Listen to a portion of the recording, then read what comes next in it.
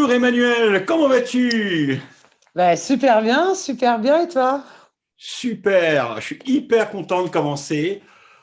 J'utilisais superlatif, mais je suis tellement content de commencer l'année avec toi, Emmanuel. Et quand nous sommes mis d'accord pour une interview, et je te remercie, tout de suite j'ai pensé à Wonder Woman. Donc, j'ai pensé à Wonder Woman et vraiment, l'idée comment dirais-je, me stimulait vraiment, me motivait vraiment. Et donc, bon, j'ai créé cette bande-annonce parce que je pense qu'elle te correspond bien. Tu es très altruiste, tu vas vers les autres, vers les gens, et tu es toujours prêt à donner de bons conseils pour nous sauver du naufrage dans les réseaux sociaux. Et c'est justement aujourd'hui l'objet de notre entretien. Alors, tu vas passer, bien entendu, sur le grill avec comme thématique celle que tu as choisie, qui est la suivante, je cite, quelles sont les qualités essentielles que doivent avoir les meilleurs vendeurs dans les réseaux sociaux et notamment dans LinkedIn. Voilà la thématique que tu as choisie et sur laquelle Ouais. nous allons changer. Alors, avant de répondre aux questions, ma chère Emmanuelle, présente-toi. Oh, écoute, moi je suis timide, hein. Je suis Emmanuelle Petiot, donc je suis directrice marketing digital depuis 20 ans. J'ai travaillé pour des grandes marques, spécialement dans le retail et dans le food. Je suis maintenant plutôt du côté enseignement, donc depuis 1 an et demi, je suis du coup prof ou intervenante dans différentes écoles de commerce, dans tout ce qui est stratégie digitale, diagnostic d'entreprise, réseaux sociaux et marketing digital, évidemment. Et je suis passionnée de LinkedIn, donc j'en ai fait un petit morceau de mon activité. Pourquoi? Parce que LinkedIn réunit tout ce que j'aime. Le SEO, le branding, le marketing digital, le personal branding. Et c'est vraiment, du coup, pour moi, avoir différentes qualités pour actionner vraiment tout LinkedIn. Et c'est pour ça que je l'aime énormément. Donc, je suis aussi coach pour les entrepreneurs ou les chercheurs d'emploi. Écoute, merci pour cette présentation claire, concise et précise. Là, on te connaît. Déjà, c'est un bon départ. Alors, après les présentations, j'ai donc une, deux, trois, quatre questions. Waouh. La première, finalement, c'est la thématique. Emmanuel, quelles sont finalement les qualités essentielles que doivent avoir les meilleurs vendeurs, selon toi, dans les réseaux sociaux, notamment dans LinkedIn? Alors, il y en a pas mal. La toute première chose, c'est déjà de connaître parfaitement, bah, évidemment, son produit, ses marchés et ses clients, et aussi de connaître ses cibles. Ça déjà, on a pu remarquer énormément de fois sur LinkedIn qu'on recevait énormément de messages qui n'étaient pas demandés et vraiment, en plus, on était hors cible. Donc moi, j'ai reçu des messages de vendeurs de piscine alors que j'habite un appartement dans Paris. Donc c'est vraiment aussi, en dehors de connaître ses produits, son marché, ses clients et ses cibles, essayer vraiment, non pas que de faire ça, mais vraiment d'être jusqu'au boutiste en se disant quel est mon cœur de cible, ma cible primaire et ma cible secondaire. Si on ne va pas là-dedans, on a un vrai problème de ciblage. Et il faut savoir que sur LinkedIn, quand on n'apprécie pas un message de prospection, on peut le signaler. Donc, plus ça va, en plus, plus votre compte va être downgradé. Si vous envoyez des messages, en bombardant des messages avec, du coup, aucun cœur de cible primaire ou secondaire. En deuxième qualité, je dirais s'intéresser aux autres. Alors, ce n'est pas que l'écoute du client, hein, l'écoute du client vient après, mais c'est un tout petit peu de s'intéresser aux autres. C'est d'avant de démarcher quelqu'un, de regarder ce qu'il a fait, ce qu'il a publié, d'où il vient, et est-ce que dans ces publications, on peut ressentir un éventuel besoin. C'est ça aussi, c'est de toujours s'intéresser aux autres avant d'essayer de vendre sa sauce.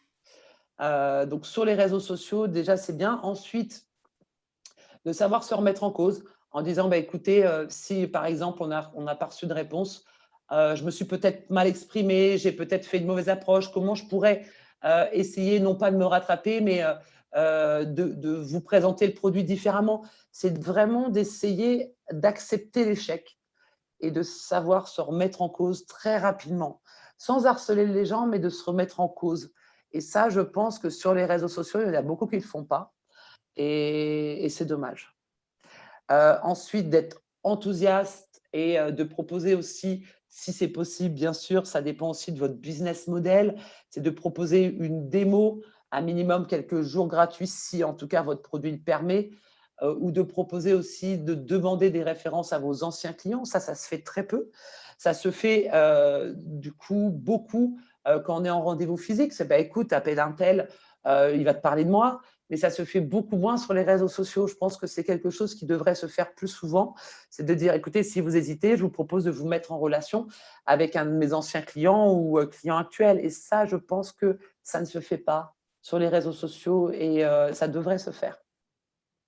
J'ai beaucoup fonctionné comme ça, moi, quand j'étais directrice commerciale. C'est-à-dire, je ne faisais quasiment aucune prospection.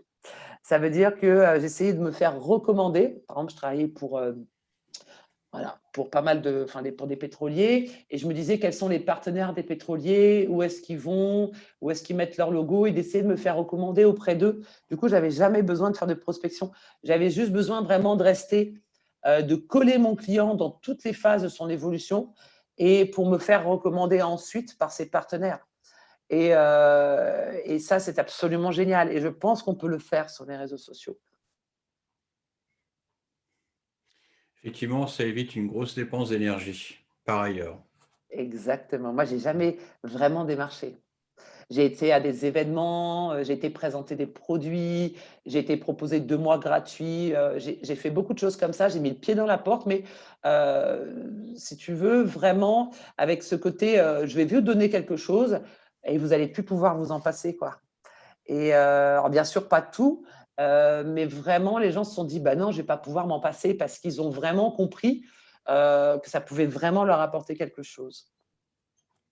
Alors, par contre, je te parle de contrats qui ne sont pas sur 10 000 – 20 000 euros, hein, évidemment. Je te parle de contrats entre 700 et 1 million l'année, hein. Mais je pense qu'en tout cas, la recommandation ou un extrait de quelque chose peut vraiment être un vrai atout. D'accord. Merci pour tes lumières au sujet de cette première question. Très, très fournie. Donc, on va se régaler, hein. Moi, je vais voir ça en replay comme tout le monde. Alors, pour être concis, j'ai une deuxième question. Quelles sont, selon toi, les erreurs? Tu as déjà, d'ailleurs, tu en as déjà un peu parlé, hein, dans la première question. Désolée.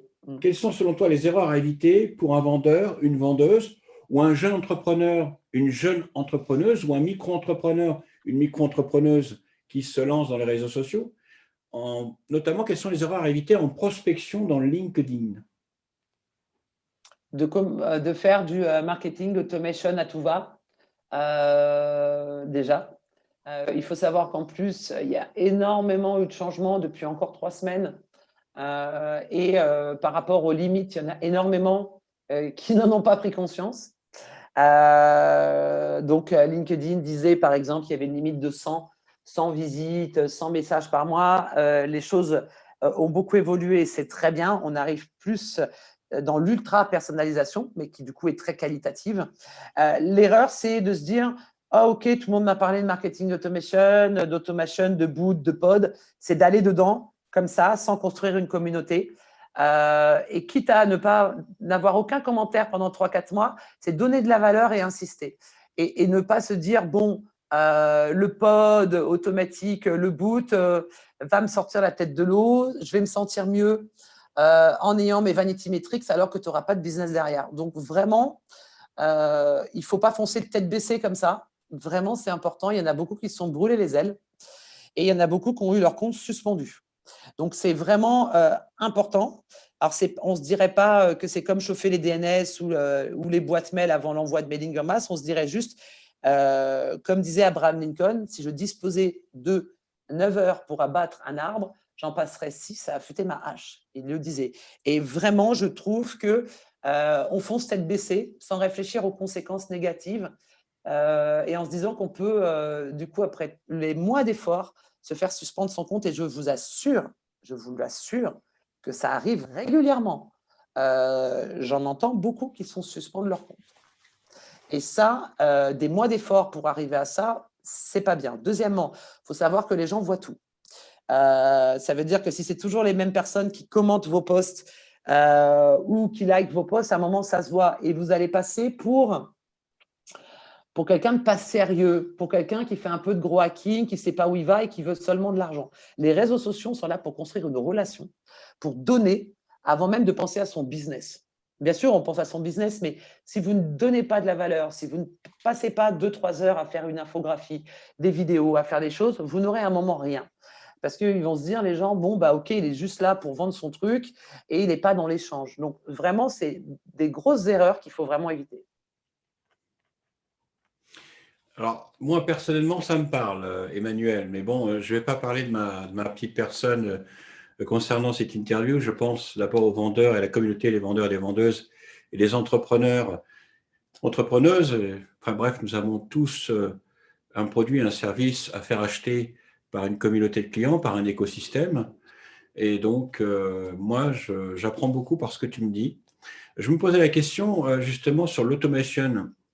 Est-ce qu'on peut faire un automation quand même assez personnalisé sans faire du bourrin? Est-ce que c'est Oui, bien possible? sûr, bien sûr.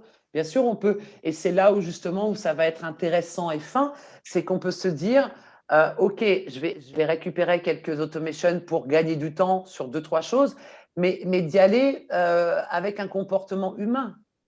Ça veut dire d'éviter d'envoyer 40 messages par jour, d'éviter de visiter 40 profils par jour.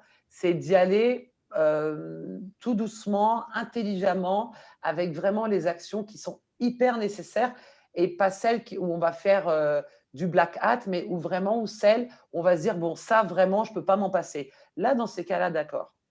Par exemple, un message de bienvenue, quelque chose comme ça. Moi, par exemple, j'en suis revenue. Parce que comme tout le monde, j'ai testé. Il ne faut pas se voiler la face. Hein. Je suis formatrice sur LinkedIn, donc je suis obligée de tester tout ce qui arrive. J'en suis un peu revenue de l'automation. Pourquoi? Parce que déjà, LinkedIn le remarque, ce qui n'était pas le cas il y a encore quelques semaines et quelques mois. Et il y a eu énormément de personnes que je connais qui m'ont dit « Oh là là, je me suis fait bloquer mon compte, tu peux me faire une formation pour me débloquer mon compte ?» Je fais « Non, je ne te fais pas de formation pour débloquer ton compte. » Et oui, on peut le faire finement, mais il faut bien réfléchir aux actions qui sont chronophages et qui n'ont pas d'enrichissement. Ça veut dire, on va visiter le profil de la personne, on voit ce que la personne fait, on lui envoie un petit message. Là, dans le côté message, oui, ça peut être intéressant, mais ne pas reposer toute sa stratégie sur l'automation en se disant, bon, allez, je vais lancer une canne à pêche et il y en a bien qui va venir. Ça, c'est dans ce sens-là que l'automation est dangereuse. Par contre, de lancer plusieurs cibles en se disant, bon, là, c'est par rapport à ma cible et tout. Par contre, je la travaille au corps, je la travaille. Là, d'accord. L'automation, pour l'automation, en se disant, il y en a bien qui va m'acheter quelque chose statistiquement, c'est pas bon. D'accord. Alors, y a-t-il des outils que tu préconises pour faire l'automation, mais l'automation intelligent, quoi? Alors, je te dirais que par rapport aux outils qui sont régulièrement proposés sur le marché, j'en suis revenue. Pourquoi? Parce qu'ils mentent sur du coup sur les limites de LinkedIn. Donc, si tu veux, quand quelqu'un qui fait de l'automation sur LinkedIn, qui déjà, je veux quand même le dire, est interdit. Je veux quand même le dire, c'est interdit par les guidelines de LinkedIn. C'est interdit, je répète. Bien sûr. S'il y en a qui l'utilisent, des outils d'automation qui les utilisent et qui disent, bah non, la limite, c'est passer de 100 à 80, alors que tout le monde sait qu'au bout de 20, tu es en danger, je ne fais pas confiance à ces personnes-là. Maintenant, il y a aussi le fait de passer par, si tu veux, des logiciels installés ou des logiciels en API. Les logiciels du coup en extension ne sont pas bons du tout, donc je ne veux pas. Je ne veux pas du tout te recommander quelque chose parce que, si tu veux, c'est mon image que je donne en même temps. Et je ne Bien veux sûr. pas, non pas que j'ai une grande image, mais l'important pour moi, c'est « Ah ok, Emmanuel m'a recommandé ça. » Et non, je ne veux pas recommander quoi que ce Bien soit entendu. parce que du coup, je suis partie prenante et je ne veux pas. Écoute, c'est très déontologique de ta part et j'apprécie ta réponse. Bon, ma question était spontanée, bien entendu, et elle ne faisait pas partie Ouais, des je questions. sais bien. Mais je ne peux pas parce qu'on me dira, après, ça risque de retomber sur moi et je suis quelqu'un de. Quand je recommande quelque chose, c'est vraiment que j'en suis sûre. Bah, écoute, déjà d'une, tu es professionnel, c'est la raison pour laquelle je t'ai invité et tu réagis comme j'attendais que tu réagisses. Et je te remercie pour ce recadrage tout à fait bienveillant. Alors, une troisième question. Comment toi, puisque tu as été, et tu l'as dit d'ailleurs, hein, tu as été directrice commerciale, donc tu as managé des hommes et des femmes sur le terrain, tu as vendu des prestations quand même relativement élevées en termes de chiffre d'affaires. Tu as parlé tout à l'heure entre 500 et 1 million d'euros par an à des grands comptes, donc c'est quand même Ouais. un poids important en termes de, CAPEX, OPEX. Donc, voilà. voilà. Et je voulais savoir, toi, avec ton regard justement digital, marketeuse, social selling, réseaux sociaux et vendeuse en même temps, quel est l'avenir? Comment vois-tu l'avenir des commerciaux? Est-ce qu'il est digital, uniquement digital, c'est-à-dire vendre à travers un écran, visio rendez-vous, visio vente? Est-ce qu'il est figital ou un peu des deux? Enfin, bref, figital, c'est un peu des deux finalement. Exactement. Je dirais que pour le premier rendez-vous, ça peut être soit à distance, soit physique. Par contre, ce qui est important vraiment, c'est de garder un lien avec des clients, avec des prospects qui sont devenus des clients ou avec des clients que tu n'as pas transformés, c'est garder absolument le lien en digital. Pourquoi? Parce qu'il y a un moment entre la réflexion, la prise de décision, les parties prenantes dans un projet, il y a un moment ou un autre, il va se passer un élément déclencheur. Et l'élément déclencheur n'est souvent pas lors de réunions. C'est marrant, hein. Moi, j'ai jamais signé, même au bout de 3 rendez-vous, hein. Moi, j'avais vendé, on avait dit qu'on pensait que je vendais des porte-avions nucléaires parce que mon cycle de vente était de 3 ans, quasiment. Par contre, mes contrats étaient de 10 ans. Et ça dépend ce qu'on vend. Je pense qu'il faut garder un lien digital absolument avec des prospects qu'on n'a pas transformés ou avec des clients. C'est vraiment important. D'accord, d'accord. Donc, un bon équilibre justement entre le digital, le physique et digital. Si on n'a pas transformé, garder un contact digital. Donc, l'essentiel est dit je suis très, très content de ta réponse. Au moins, là, on sait à quoi s'en tenir. Merci pour ta Tu veux réponse. que Alors, je voudrais approfondir juste quelque chose. Je vais donner un vas-y. exemple. J'ai vu une vidéo, voilà, parce que je regarde très souvent les vidéos, et je me suis dit, bon, la personne faisait la démo de sa solution. Et bon, ça faisait un peu trop vendeur. Souvent, un très bon vendeur est un vendeur qui ne se connaît pas. Bon, on m'a toujours dit, tu es une excellente vendeuse. Je me dis, ah bon, pourquoi? Je trouvais que j'étais vraiment nulle. Il me dit, non, parce que tu es humaine, à la limite, tu ne penses pas à l'argent. Je dis, mais non, je ne pense jamais à l'argent quasiment. Donc, on m'a dit que c'est une excellente vendeuse. Bon. Et, euh, et j'ai vu une vidéo et la personne présentait, du coup, pendant 40 minutes son logiciel. Je n'étais pas convaincue. Après, quelqu'un avec qui je suis régulièrement, mais qui ne sait pas que je suis, fait une vidéo en donnant ses résultats, mais avec A plus B, avec des graphiques, avec accès à ces trucs, il donne ses résultats. Et je dis, tiens, quand même, c'est le même produit, hein, quand même, ce truc pourrait être intéressant. Il donne ses résultats. Il dit qu'il a eu plus, combien, je ne sais plus, 700 abonnés de plus sur Insta grâce à ça et tout ça. Je dis, super. Mais j'étais convaincue, mais pas encore tout à fait. Et sur un autre canal qui n'était pas YouTube, je vois du coup un post de cette entreprise. Tout ça se passe en 3 mois, hein. Et là, ils disent, alors voilà nos résultats par rapport à cette personne-là, cette cible-là, ce marché-là. Je me dis, OK, donc j'ai les résultats par marché et par cible. Là, c'est bon, je suis convaincue. Donc, si tu veux, ils ont utilisé différents canaux de communication, donc présentation du produit, où je n'étais pas du tout convaincue. Ils ont pris alors un pseudo-influenceur pour présenter les choses, mais avec vraiment des résultats et accès à ses comptes. Il n'y a aucun fake dedans. Et la troisième chose, j'ai vu par un autre canal, donc du coup, le réseau social LinkedIn, cette personne-là. Donc, tu vois, il s'est passé 3 mois et j'ai eu 3 canaux différents. Et c'est là vraiment où ça va être intéressant. Il n'y a pas d'histoire de cookies, de quoi que ce soit là-dedans, hein, pas du tout, parce que je n'étais pas connectée avec cette personne-là, ni rien. Il n'y a pas d'algo, il n'y a rien de dessus, il n'y a pas de préférence par rapport aux anciennes recherches, du tout par rapport à ça, je t'assure. Et je me suis dit, OK, là, c'est bon, banco, et je vais lui signer justement quelque chose pour tester. Pour tester pendant 1 mois. Donc, 3 mois en ayant vu 3 choses différentes sur 3 canaux différents, et je vais juste sur un test de 1 mois. Et là, après, ça va être à elle, à cette personne-là, pendant le test, si tu veux vraiment de travailler du coup son branding avec moi et de me travailler au corps pendant tout ce temps-là. Ça ne va pas être de dire on fait le test, je t'envoie un message, voilà ton post-test, mais ça va être vraiment de dire voilà, toi ta cible c'est ça, sache que pendant ce mois-là, sur 6 mois, ta cible et tes concurrents ont réussi à voir ça, qui sont dans le même domaine que toi. Ça va être vraiment de me travailler au corps. Et c'est ce qui n'est pas fait actuellement, c'est dommage.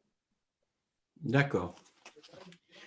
Eh bien, je vois que tu es très riche au niveau de tes réponses et je te remercie. Je vais me régaler en visionnant le replay. Je vais prendre des notes parce que bon, j'apprends beaucoup au contact personnes qui ont tes valeurs et de ton expertise. Et je te remercie, Emmanuel, et merci au nom de toute la communauté. Des vendeurs et des vendeuses, micro-entrepreneurs, entrepreneurs indépendants qui vont regarder ce live.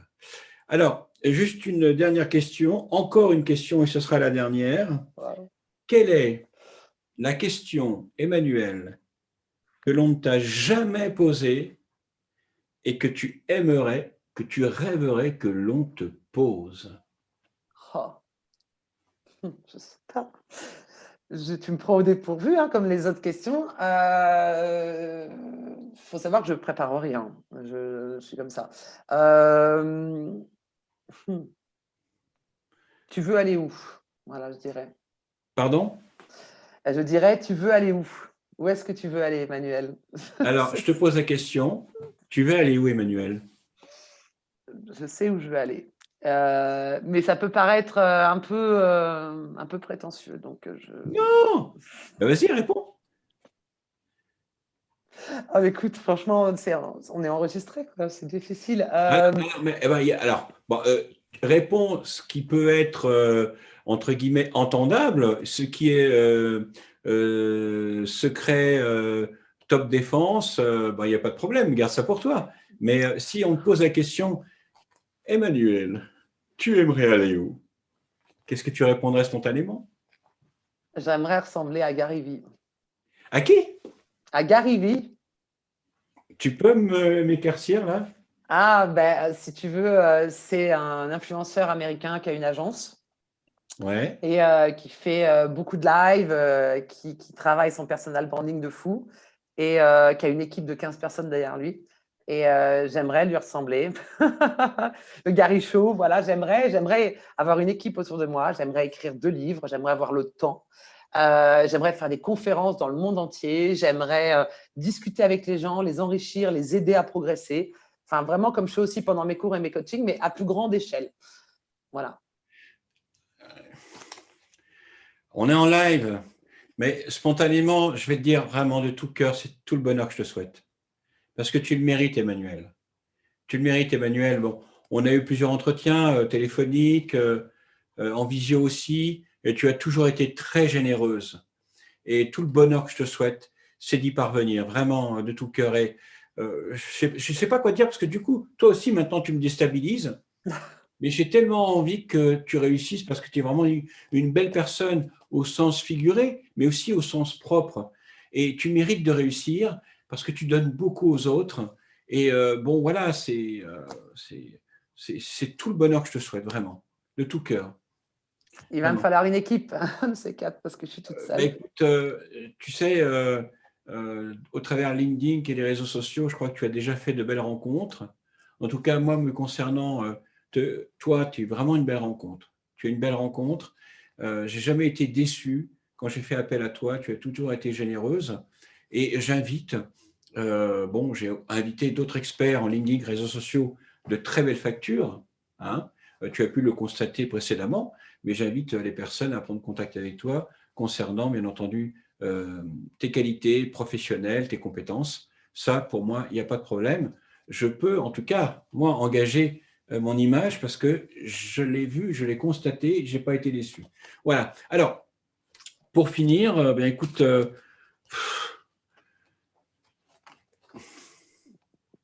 quel est le message que tu voudrais faire passer de bonne année à l'ensemble de la communauté, les vendeurs et les vendeuses, les entrepreneurs, les responsables commerciaux, pour commencer l'année?